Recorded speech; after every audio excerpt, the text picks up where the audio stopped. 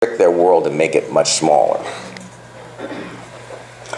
So these are the symptoms, when I'm thinking about looking at a developmentally disabled kid, these are the symptoms that I'm looking for presenting sometime between age 6 and 10 to indicate to me that they might actually have an anxiety disorder.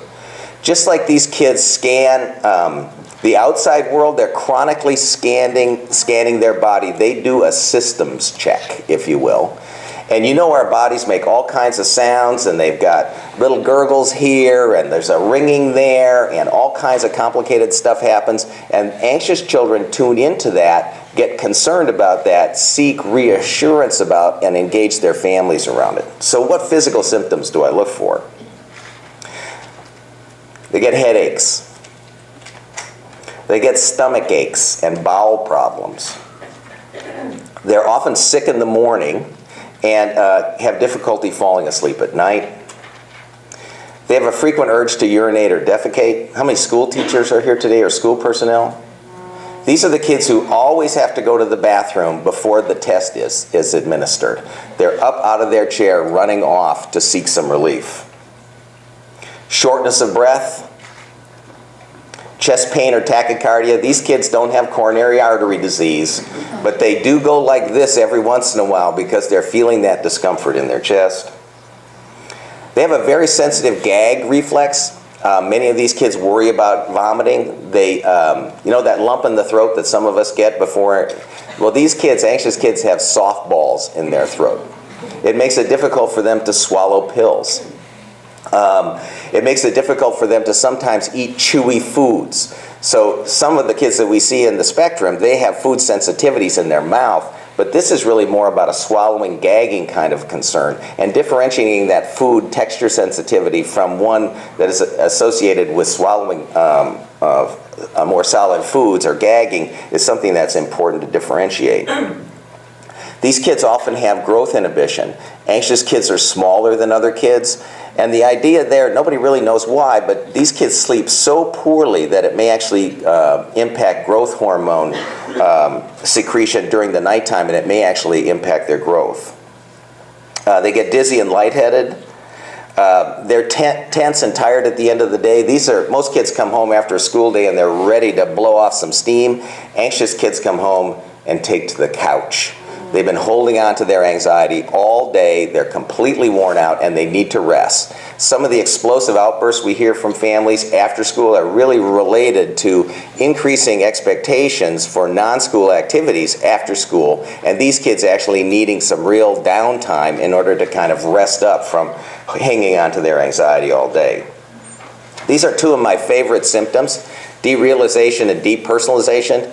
Derealization is that experience you get when you have to slam on the brakes in your car really fast and you feel like, or you're almost hit by a cab. Your legs get wobbly, your head starts feeling kind of funny and fuzzy, your heart is beating really fast, it pounds hard.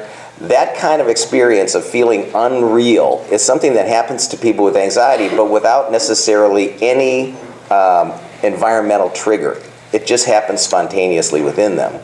Just think about, when I talk to 8-year-olds who have this symptom and they try to describe it, they sound completely crazy. Just think about a minimally verbal child who has derealization and what they're going to actually describe or look like as they respond to that very strange experience. They're going to look quite bizarre.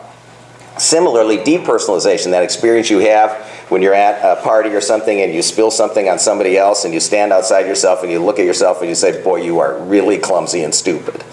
That idea of watching yourself like you're watching yourself within a mirror is depersonalization. Just think about a low verbal kid beginning to talk about depersonalization. They, again, are going to sound very, very strange. The kids that we've seen who have these symptoms are often given psychosis diagnosis when they really should be considered, in that group from 6 to 10, they should really be considered anxiety kids. And then, again, the big crippler is avoidance. So problems falling asleep, I know developmentally disabled kids often have problems falling asleep, but we really don't know how much of that is due to the autism per se and how many of these kids actually have anxiety disorders. Eating problems, as I've mentioned, avoidance, These are also kids who seek a lot of reassurance, and in nonverbal kids, especially prepubertal nonverbal kids, they'll be clingy, they'll be hanging on, they'll look frightened, they'll do all kinds of stuff like that. These kids also, because they're so full of worry, they don't attend well, so they will often get misdiagnosed as ADHD, inattentive subtype. And as I mentioned, these are kids who can be quite irritable and sensitive. Any of you ever had an anxious boss?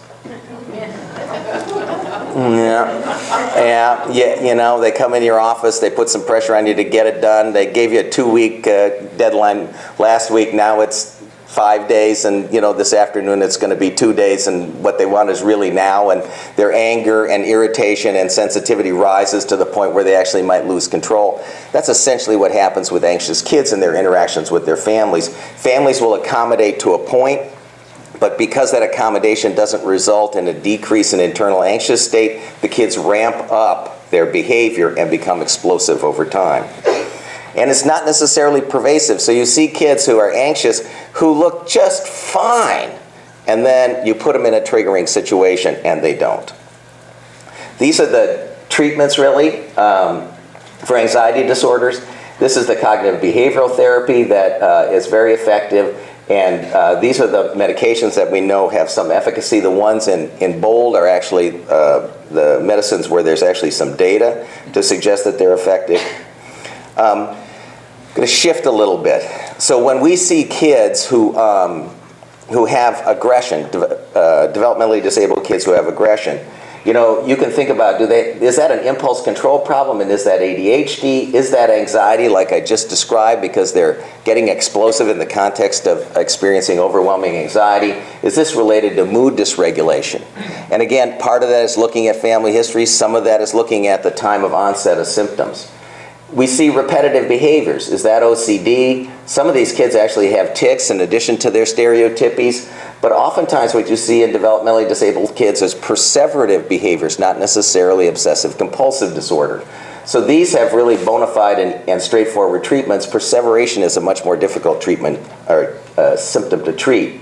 These kids have catastrophic reactions, meltdowns, if you will. Well, are those really triggered anxiety reactions? Are they spontaneous sometimes? Because one of the hallmarks of more severe anxiety is that these anxiety reactions are spontaneous. They occur out of the blue. Some of them even wake children up in the middle of the night.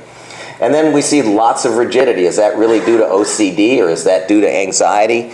These are the kinds of things when you're looking at a developmentally disabled child where you have to translate between what they are doing in their environment and what symptoms may actually be there that could be treatable with evidence-based strategies. So poor interpersonal reciprocity, is that anxious avoidance? When we see a youngster who all of a sudden changes in his interpersonal style, we might begin to think about this is an anxiety disorder that is impacting their poor reciprocity to begin with. And so we're looking in a more complicated way at these youngsters. Or depressive withdrawal in a teenager. Again, sleep problems are common in this population, but you get insomnia with anxiety. You also get poor quality of sleep, less restful sleep with depression. And changes in appetite. These kids are picky eaters. They certainly have sensory issues within their mouth, but it also changes with result of anxiety or depression, and particularly that gagging kind of thing you see with some children with anxiety.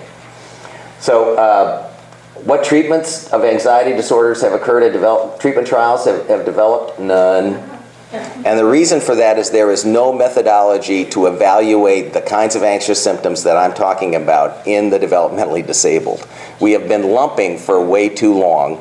I hope I convinced you that now's the time to develop splitting approach to thinking about parsing out anxiety from the larger ASD syndrome. I do have some good news on this front. The RUP Group Research Unit of Pediatric Psychopharm has developed a rating scale for anxiety, and they've submitted a grant to do a treatment trial for anxiety disorders in kids with developmental disabilities. This is actually the one trial that was there, but this was a trial where they took everybody, 149 kids with